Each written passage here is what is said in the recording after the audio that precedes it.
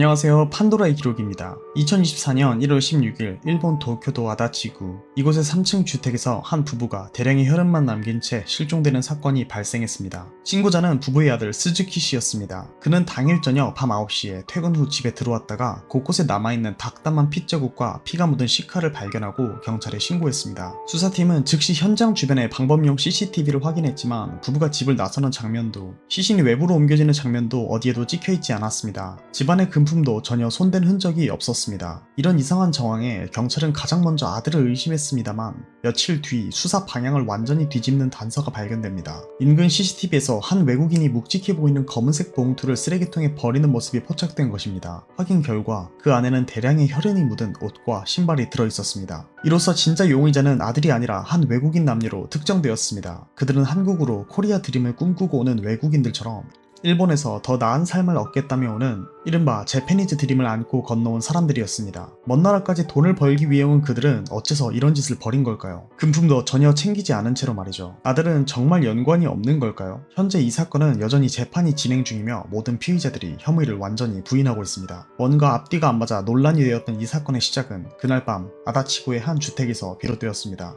2024년 1월 16일 저녁 9시경 일본 도쿄에 사는 스즈키 씨는 퇴근을 하고 피곤에 지친 몸을 이끌면서 집에 도착했습니다. 스즈키의 집은 이렇게 3층짜리 신축이고 주차도 2대나 할 수 있는 한 가족이 단란하게 살기에 딱 좋은 집이었습니다. 오후 9시 정각 스즈키는 평소처럼 현관문을 열고 다녀왔습니다라고 말했지만 답이 없었습니다. 다녀왔습니다라고 다시 외쳤지만 집안은 고요합니다. 그리고 불도 다 꺼져 있었습니다. 일요일 저녁 시간이면 항상 가족들이 모여 앉아 시간을 보내는 것이 이 집안의 일상이었지만 이상하게도 아무도 없습니다. 스즈키는 현관, 복도, 거실, 주방, 형광 등을 하나씩 켜기 시작하는데 거실에 불을 켜자마자 깜짝 놀랐습니다. 군데군데 검붉은 혈흔이 있고 거실 바닥에는 식칼 한 자루가 떨어져 있는데 거기도 피가 묻어 있는 것입니다. 무언가 잘못됨을 인지한 스즈키는 곧바로 경찰에 신고했습니다. 그리고 얼마 지나지 않아 경찰이 도착했습니다. 아다치구 센주 경찰서에서 출동한 수사팀이 현장을 조사하니 복도와 화장실과 여러 군데에 혈흔이 있었습니다. 그리고 혈흔 중에는 일부 약간 닦여있는 듯한 그런 자국이 있었습니다. 뭔가 범인이 흔적을 없애려고 하다가 만 것 같습니다. 그러나 지금 중요한 것은 부모님의 위치입니다. 분명 집안 상태를 보면 흉기에 찔린 흔적들이 있는데 어디에 가셨을까요?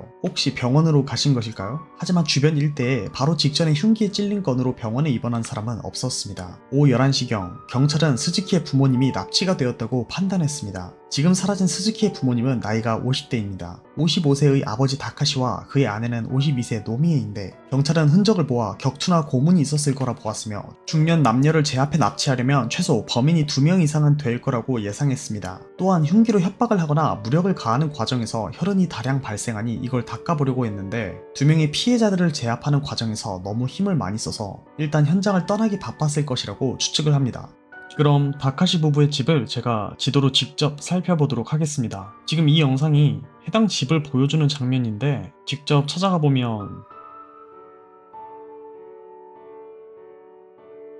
이곳이죠. 여기가 뒤에 주차장이 있는 주택의 뒤편입니다. 보시면 여기 창문이라고 하기엔 좀 큰 곳이 있는데 이런 곳으로도 출입을 할 수 있지 않을까 싶네요. 그리고 여기 주차장 쪽이랑 주변 길가를 제가 봤더니 CCTV가 하나도 없더라고요. 일본이 요즘 들어서 신축 집들에는 CCTV를 늘리기보다 야간 조명을 넓혀서 범죄 예방 효과를 늘린다고 하는데 그런 것 때문일까요? 정면에서도 봐볼까요? 지금 보는 장면은 사건 발생 2년 전이 2022년대라 그런지 차량이 2대가 같이 있네요. 부모님 1대 그리고 아들인 스즈키가 1대씩 가지고 있었다 합니다. 여기 정문 쪽에서도 혈흔이 검출되었다는데 그럼 범인은 들어간 방법은 알 수 없어도 적어도 나올 때는 현관문을 통해 나온 게 아닐까요? 2024년 1월 17일 오전 결국 사건 발생 당일은 부모의 위치조차도 특정할 수 없었습니다. 그리고 경찰은 이번 범행이 원한에 의한 사건이라고 추정을 하게 됩니다. 왜냐하면 집안에서 사라진 것이 전혀 없었습니다. 현금도 귀중품도 그대로였습니다. 강도라면 최소한 집안을 뒤진 흔적이라도 있어야 했는데 분석 결과 안방에는 아예 들어오지도 않았었습니다. 그리고 바닥에 떨어진 혈흔과 흉기를 분석한 결과 한두 번 찌른 것이 아니었습니다. 부부는 최소 여러 번 공격을 당했을 것으로 판단되었습니다. 정황상은 분명히 원한에 의한 공격이라고 판단한 수사팀은 먼저 부부의 주변 관계를 살펴보았습니다. 그리고 다카시 부부에게서 독특한 사실을 발견합니다. 다카시 부부는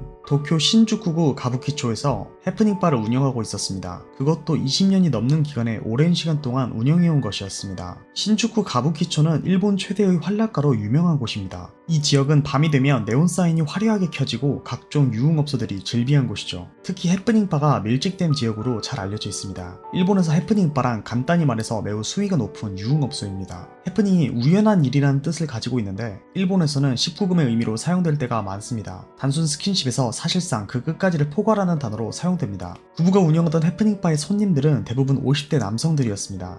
그리고 역시나 그렇고 그런 유흥업소였습니다. 특히 다카시 부부의 해프닝바의 고객 중에서는 수위가 상당히 높은 손님들이 많았습니다. 보통 커플들부터 SM 매니아들, 크로스 드레싱 매니아들 같은 독특한 사람들이 있었습니다. 크로스 드레싱 매니아는 여자가 남장을 하고 남자가 여장을 하는 것을 좋아하는 그런 사람들을 말합니다. 더욱이 노출증 환자들까지도 온다고 합니다. 단골 손님들도 전국구가 있어서 저 멀리 지방에서 오는 손님들도 있었고요. 그렇다고 아무나 갈 수 있는 건 아니었고 철저하게 회원제로 운영되는 곳이라서 저런 해프닝바는 일본에 여행 간다고 무조건 가볼 수 있는 곳은 아닙니다. 다카시 부부의 바 안에는 좌석이 한 20석밖에 안 되는데 늘 기상천외한 손님들로 문전성시를 이루는 곳이었습니다. 해프닝바 하면 신주쿠 가부키초의 이곳이다라고 불릴 정도로 인기가 있었다고 합니다. 그 중에는 진짜 대놓고 소파에서 하는 손님들도 있었다고 합니다. 따라서 경찰은 부부가 오랜 기간 유흥사업을 했으면 이상한 손님들과 시비가 붙어서 나중에 손님이 집까지 찾아온 것이 아닌가 추측하였습니다. 그렇게 해프닝바의 손님들과 탐문을 진행했는데 부부를 아는 손님들은 전부 그런 일은 절대 없을 것이다라고 단언했습니다. 탐문 결과 전체적으로 부부의 평판이 너무 좋았습니다. 지인들이나 이웃들이 봤을 때도 아내 노미에는 항상 온화하고 인사도 잘하는 상상 그대로의 친절한 일본인 여성이었습니다. 남편 다카시도 좀 과묵한 편이었지만 조용히 애니메이션을 보는 얌전한 사람이었다고 합니다. 그에 반해 부부의 차림새는 조금 독특했습니다. 일본에서는 양키 스타일이라고 하는데 머리를 노랗게 염색하고 메이크업도 좀 진하게 하는 스타일이었다고 합니다. 남편도 마찬가지였습니다. 일본은 워낙 개성이 강한 사람들이 흔해서 특별히 이상하게 보이지는 않았다고 합니다. 따라서 해프닝바 손님들과도 잘 지낸 것으로 판단되어 해프닝바와 관련된 사람들은 용의선상에서 벗어나게 됩니다. 이곳이 부부가 운영하는 해프닝바 로타티온이 있던 건물입니다. 이 건물도 일반 건물이 아니라 전체가 다 유흥업소들이 입점한 건물이라고 하더라고요. 여기 다카시 부부는 이곳에서 해프닝바를 2003년부터 오픈해서 2023년까지 20년 넘게 운영해왔는데 현재는 사건 이후 폐점한 상태입니다. 당시 입장료가 남성은 5,000엔 정도, 여자는 무료더라고요. 근데 남녀가 커플로 오면 4,000엔으로 할인해준다는데 한국도 클럽에 남녀 같이 들어가면 좀 더 쉽게 통과시켜주는데 그런 거랑 비슷한 걸까요? 아무튼 이렇게 유흥업소를 장기간 운영해온 부부라서 어쩌다 원한이 있는 사람이 한 명쯤은 있지 않을까 했는데 평이 정말 좋았다고 합니다. 그런데 경찰이 수사를 하다가 사라진 부부 중 아내인 노미의 친구에게 의미심장한 말을 듣게 되었습니다. 다카시 부부와 아들 스즈키의 사이가 안 좋아 자주 싸운다라는 증언이었습니다. 경찰은 바로 아들 스즈키를 참고인으로 불렀습니다. 그는 의외로 경찰에게 해당 증언에 대해 순순히 인정했습니다. 범행을 인정한 것이 아니라 실제로 그가 한 행동들 중 부모와 맞지 않는 것이 많아 지속적으로 다투었던 것이었습니다. 사실 스즈키에게는 빚이 많았습니다. 이 빚들은 그가 놀면서 여러 번의 사고를 누적해서 만드는 건데 주로 바에 가서 여자를 만나고 친구들과 놀면서 탕진하고 돈이 떨어지면 빚을 내고 그 빚을 시간 안에 못 갚으면 부모님이 갚아주는 것의 반복이었다고 합니다. 부부는 이런 아들에게 그냥 결혼이나 해서 빨리 집에서 나가라고 하였는데 이럴 때마다 스즈키는 거부하며 참지 않고 화를 냈다고 했습니다. 그러다 사건 몇 달 전 스즈키가 결혼을 하고 싶다고 한 여자를 데리고 왔는데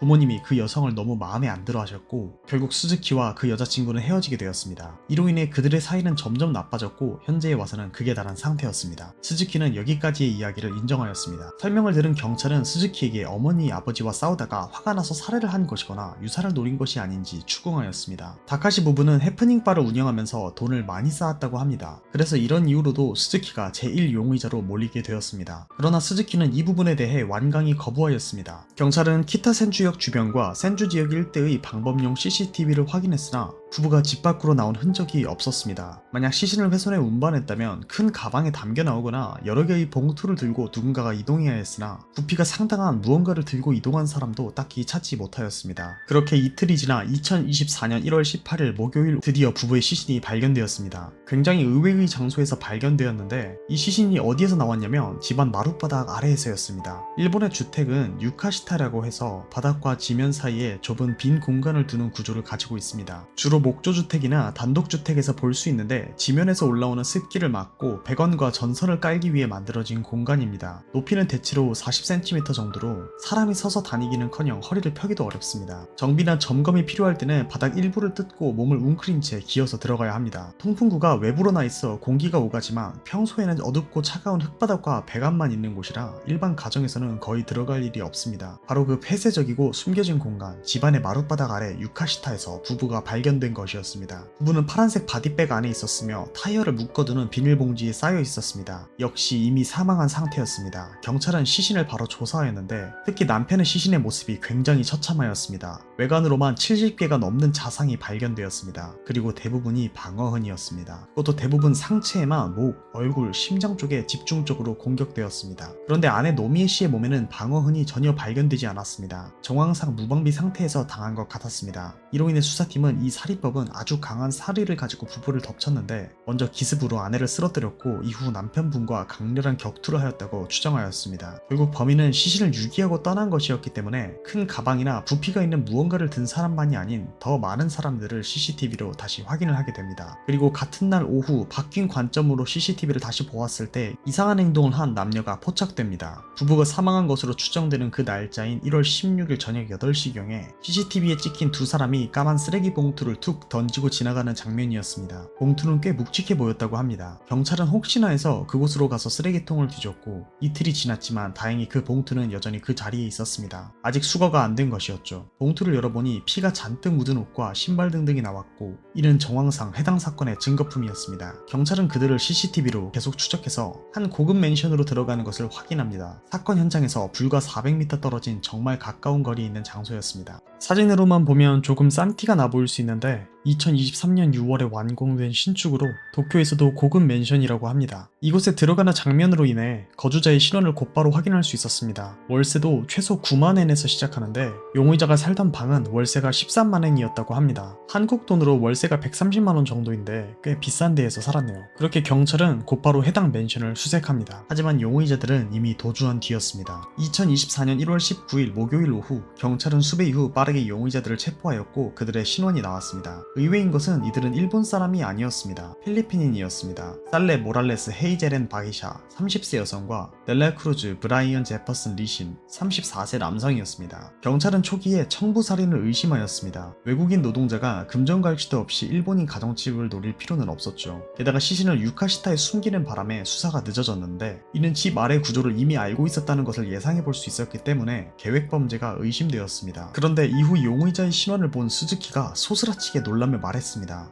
제 전 여자친구입니다. 체포된 필리핀 여성 모랄레스는 스즈키의 전 여자친구였습니다. 그것도 몇 달 전에 결혼하겠다며 부모님께 데려왔다가 크게 혼나고 헤어지게 된 바로 그 여성이었죠. 모랄레스와 스즈키 이 두 명이 연애를 시작한 것은 3년 전입니다. 따라서 3년간의 연애를 한 뒤 사건 몇 달 전에 결혼을 하겠다고 처음으로 집에 데리고 왔는데 평소에 결혼이나 가라고 하던 부모님은 의외로 강력하게 반대하였습니다. 한양 생활을 하며 부모님에게 얹혀 살던 스즈키로서는 부모님의 말을 거역하기가 어려웠고 결국 헤어졌습니다. 일본에는 혼혈 인구가 적지 않았고 게다가 다카시 부부는 20년간 신주쿠 가부키초에서 해프닝바를 운영할 정도로 개방적인 성향이었습니다. 단순히 외국인이라는 이유만으로 결혼을 반대했을 리는 없었습니다. 사실 훨씬 구체적이고 현실적인 이유가 있었습니다. 다카시 부부가 결혼을 반대한 근본적인 이유는 모랄레스와 다카시 부부가 비슷한 업계에서 일하고 있었기 때문입니다. 첫 만남 이후 다카시 부부는 모랄레스의 과거를 철저히 조사했습니다. 그리고 업계 인맥을 통해 그녀가 한때 일본인과 위장 결혼을 했다가 이혼한 사실, 그리고 그녀에게 아들이 있다는 것, 그 아들을 필리핀에 두고 다시 일본에 온 이유까지 모두 파악하고 있었습니다. 이 아들은 지금 필리핀에서 친정 어머니에게 맡겨져 있었고 모랄레스는 돈을 벌기 위해 다시 일본에 와서 일을 하다가 스즈키를 만났던 것입니다. 부모로서 이런 내용도 꺼림칙함을 느끼기 충분했지만 좀 더 근본적인 이유가 있었습니다. 스즈키의 부모가 가장 우려했던 것은 모랄레스의 생활 패턴이었습니다. 모랄레스는 필리핀 여성 종업원들이 있는 바에서 호스티스로 일했고 심지어 사치스럽고 과시욕이 넘쳐서 빚까지 있었습니다. 다카시 부부는 이런 패턴을 수없이 봐온 사람들이었습니다. 필리핀 여성들이 단기간에 최대한 많은 돈을 벌기 위해 수단과 방법도 가리지 않는다는 것을 20년간의 경험으로 알고 있었던 것입니다. 자신들의 아들도 늘 빚을 지고 다니며 정신을 차리지 못하는데 결혼하겠다는 여자 역시 빚이 있었고 심지어 아들이 모랄레스에게 돈을 빌려줬지만 돌려받지 못하고 있었습니다. 그 금액은 대략 60만엔 정도, 한국 돈으로 치면 약 600만원입니다. 있었습니다. 다카시 부부는 이 모든 상황을 종합해서 돈을 잘 빌려주고 일본인 중에서도 부유해 보이는 스즈키를 모랄레스가 작업하여 결혼하려는 것이라고 판단했습니다. 다카시 부부는 모랄레스에 대해 계속 조사하여 필리핀 바에서 무엇을 하는지, 그곳에서 일하는 필리핀인들이 어떻게 일본으로 들어오는 것인지, 왜 이전에 일본인과 결혼을 했다가 얼마 안 되어 이혼까지 한 것인지 정확히 알고 있었습니다. 더 나아가 이런 여성들이 결혼 후에 어떤 행동 패턴을 보이는지, 돈을 벌면 어떻게 하는지까지 수많은 사례를 직접 목격해 왔었습니다. 일본에는 흥행 비자라는 것이 있었습니다.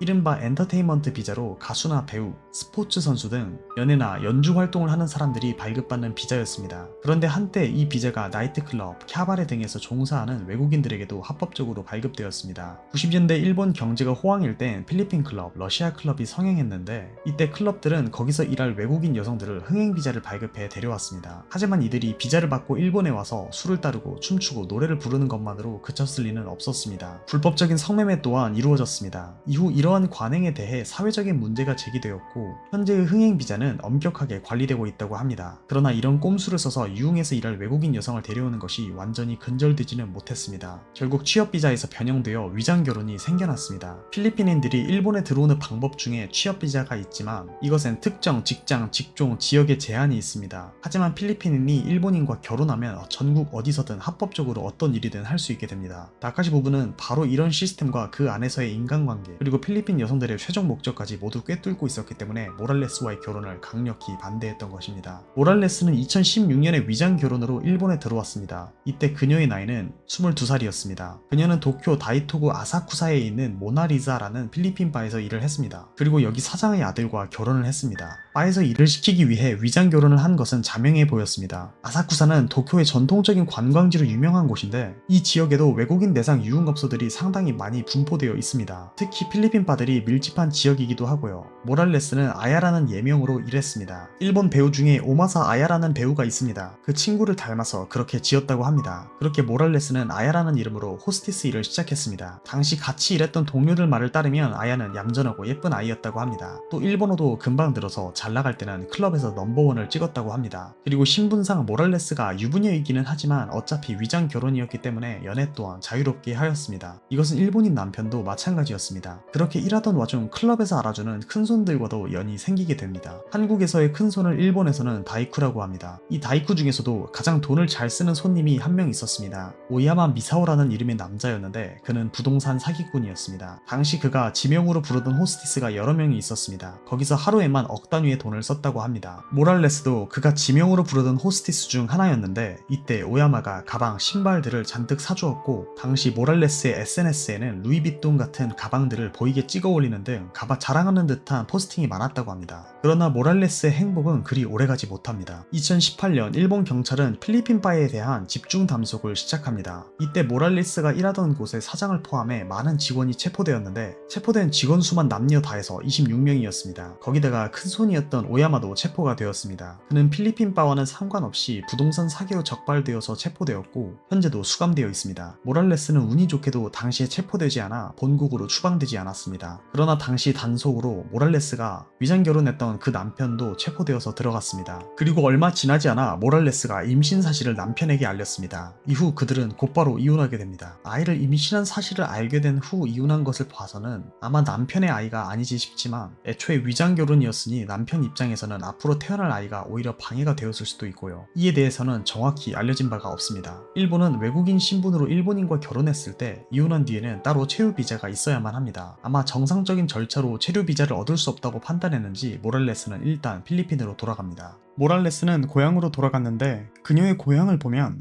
왜 그토록 돈에 정신이 팔렸는지 약간 납득이 갑니다. 그녀의 고향은 이곳 누에바 에시입니다. 주변이 전체적으로 밭이 많죠. 이곳은 필리핀의 쌀창고라고도 불리는 농업 중심지라고 합니다. 저희는 이 동네에서도 가장 활성화된 메인 스트릿을 볼 건데, 어느 정도 평범한 동남아 같죠? 수도가 아니다 보니 고층 빌딩이 없는 거야 당연하다고 볼 수 있습니다. 그런데 이곳이 제일 잘 사는 동네고, 조금만 외곽으로 가면 뭐랄까 시골치고도 좀 느낌이 없습니다. 이런 곳에서 살았던 모랄레스가 갑자기 이런 곳에서 살게 되었으니 눈이 돌아가 버린 것이 아닐까요? 한번 맛을 봐버린 이상. 나중에 모랄레스 어머니 인터뷰에서 모랄레스는 일본에서 자신의 아이와 같이 살 계획을 생각하고 있었다 합니다. 아무튼 그래서인지 그녀는 고향에서 잠시 생활하며 아이는 친정집에서 낳은 뒤 어머니가 돌보게 됩니다. 그리고 그녀는 일본으로 다시 돌아오게 됩니다. 모랄레스가 다시 일본으로 왔을 때는 병원에서 일을 하게 됩니다. 일본에서는 간호사가 구인난에 있기 때문에 상대적으로 쉬운 해당 직종을 통해 취업 비자를 받은 것으로 예상됩니다. 그러나 이 일도 몇 달 뒤 그만두게 됩니다. 그리고 다시 필리핀 바에서 일을 합니다. 역시 한번 돈맛을 보면 벗어나기가 쉽지 않은 것 같습니다. 하지만 모랄레스의 인기는 예전 같지 않았습니다. 과거와 달리 지명해주는 손님도 많이 없었습니다. 그러나 씀씀이는 예전과 같았기 때문에 결국에는 손님들과 주변인한테 돈을 빌리기 시작합니다. 그리고 시간이 지나도 돈을 갚지 못하니 주변에서 가게에 클레임을 걸었고 모랄레스는 도망가게 됩니다. 이후 다른 지역에 가서 다른 바에서 일을 합니다. 거기서 또 돈을 빌리다가 또 다른 바로 도망가는 생활을 반복하게 됩니다. 일례로 2019년에는 나이토구 우에노에 있는 필리핀 바에서 일을 하다가 근처에서 손님 이름으로 맨션을 빌렸습니다. 우에노는 아사쿠사와 인접한 지역으로 마찬가지로 필리핀 바들이 밀집한 곳이기도 합니다. 이 지역 역시 전통적인 환락가의 성격을 가지고 있어서 외국인 호스티스들이 많이 활동하는 곳이죠. 거기에 월세가 13만엔, 한 130만원 정도였는데 이 또한 내지 못하고 손님에게 다 뒤집어 씌우고 도망가 버렸습니다. 모랄레스는 돈을 빌리고 떼먹은 다음 도망가는 것으로 업계에서 유명했다고 합니다. 예상되는 그녀의 빚만 약 1억이 넘었습니다. 그렇게 미래 없이 살던 모랄레스는 2021년 사건 발생 3년 전에 다카시 부부의 아들 스즈키를 만나게 되었습니다. 이후 3년간의 연애 끝에 2023년 말에 스즈키의 부모에게 함께가 둘이 결혼을 하겠다라고 했지만 다카시 부부가 결혼을 반대했습니다. 그렇게 둘이 헤어지게 되었고 이것이 사건 몇 달 전이었습니다. 이런 뒷배경을 가지고 있기에 모랄레스의 범행 동기는 분노로 명확하게 생각이 될 수 있지만 사실 이러한 스토리가 오히려 사건에 이해가 안 가는 점을 늘리게 됩니다. 모랄레스가 부부를 살해한 사건에서 가장 중요한 의문은 공범의 존재입니다. 바로 공범 델라크루즈입니다. CCTV에 포착된 델라크루즈는 다카시 부부와 개인적으로 전혀 연관이 없었습니다. 그럼에도 불구하고 범행에 가담한 이유가 무엇일까요? 애초에 빚더미에 갇혀있는 모랄레스가 금전적인 대가를 지불할 수는 없었을 겁니다. 델라크루즈는 2018년 처음 일본에 입국하여 건설회사에서 기술 실습생으로 3년간 근무했습니다. 이후 필리핀으로 귀국했다가 2023년 7월, 즉 사건 발생 6개월 전에 재입국한 상황이었습니다. 그는 유튜브 채널도 운영하였는데 당시 그가 운영하던 유튜브 채널의 영상들도 일반적인 워킹 홀리데이 브이로그의 평범한 내용이었습니다. 수사 결과 델라크루즈와 모랄레스는 고향 친구 관계였던 것으로 확인되었습니다. 사건 발생 2개월 전 두 사람이 일본에서 재회했으며 모랄레스가 자신의 거주지를 안내하고 함께 건배하는 영상까지 촬영한 것으로 나타났습니다. 만약 이때 이미 계획 범행을 준비하고 있었다면 함께 찍은 사진을 업로드하지 않았을 것이기에 그들이 재회한 시점에서 범행을 모의하기 시작한 것으로 보입니다.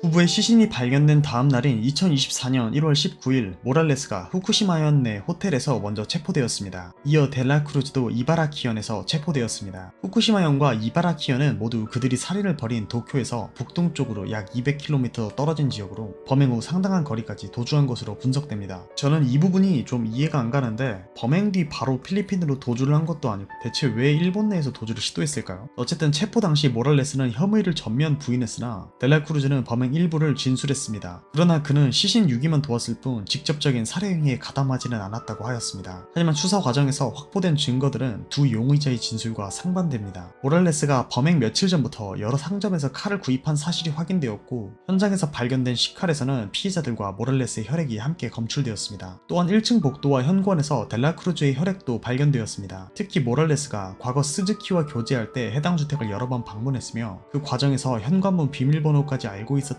점이 밝혀졌습니다. 이로써 부부 중 아내 노미에는 어째서 방어흔이 없었는지 설명이 될 수 있었습니다. 현관 비밀번호를 사용해 들어간 그들은 먼저 아내 노미에를 일격에 하고 이후 남편인 다카시와 난투 끝에 살해한 것이었습니다. 현재까지 재판이 완료되지 않아 공식적인 살해 동기는 공개되지 않은 상태입니다. 다만 일본 네티즌들은 두 가지 가능성을 제기하고 있습니다. 첫 번째는 분노에 의한 범행입니다. 모랄레스는 이미 상당한 채무를 안고 있었고 스즈키와의 결혼이 유일한 타겟책으로 여겨졌을 가능성이 있습니다. 3년간의 교제 끝에 스즈키의 결혼 약속을 따내 암울해 보이는 터널 끝에서 구제된 느낌이었던 모랄레스는 스즈키의 부모의 매몰찬 거부에 절망과 분노를 느껴버렸던 것은 아닐까 있을까요? 피해자 노조미는 평소에 지인에게 모랄레스가 돈에 대한 욕심이 과도하며 계속 아들에게 돈을 요구한다고 말했던 것으로 전해지고 있습니다. 이러한 발언들과 공개되지 않은 추가적 갈등이 많았을 텐데 모랄레스에게는 안 그래도 유일한 타겟층으로 보여졌던 결혼이 무마되면서 극단적인 분노로 이어졌을 거라는 겁니다. 저도 이 편이 가장 가능성이 높다고 생각합니다. 계획 범행일지라도 전반적으로 대책 없이 일단 저지르고 본 것이 아니라면 사건 직후 필리핀으로 도망갔을 테니까요. 두 번째 가설은 저는 음모론에 가깝다고 생각합니다. 청부살인의 가능성입니다. 모랄레스는 개인적인 감정을 가질 수 있다 하더라도 델라크루즈는 애초에 부부와 관련된 인물도 아니었고 스즈키와도 전혀 모르는 사이였습니다. 그리고 그 또한 일본에 돈을 벌러 온 외노자 입장이었죠. 그저 친구였던 모랄레스를 도우기 위해 살인까지 할 명확한 이유가 없다는 점에서 제3자의 개입 가능성이 거론되고 있습니다. 범행 후에 금전적인 대가를 모랄레스가 아닌 다른 누군가로부터 받는 방법입니다. 당시 범행 후 금품을 취한 흔적도 없고 모랄레스가 이에 대해 대가를 지불할 능력도 없었으며 그 또한 살인 이외에는 어떤 목표도 없었던 것으로 보였습니다. 이 제3자에 대해선 스즈키가 유산 상속을 목적으로 범행을 사주했을 가능성이 제기되기도 했습니다. 그러나 스즈키는 조사 결과 사전 모의에도 협의점이 없었고 검찰은 사건 발생 1년여가 지난 2025년 현재까지 스즈키에 대한 혐의나 기소를 하지 않았습니다. 분노를 못 참았다고 하기에는 사전에 모의한 계획범죄이고 계획범죄를 저질렀다기엔 필리핀으로의 즉각 도주가 아닌 일본 내에서 도망다녔다는 점이 너무 아이러니한 사건인 것 같습니다. 일본 내라면 잡히는 건 시간 문제죠. 그리고 필리핀에 아들도 있어서 굳이 일본에서 버틸 이유도 없었을 텐데요. 지능 이슈였을까요? 오늘 영상은 여기까지입니다. 다음에 뵙겠습니다.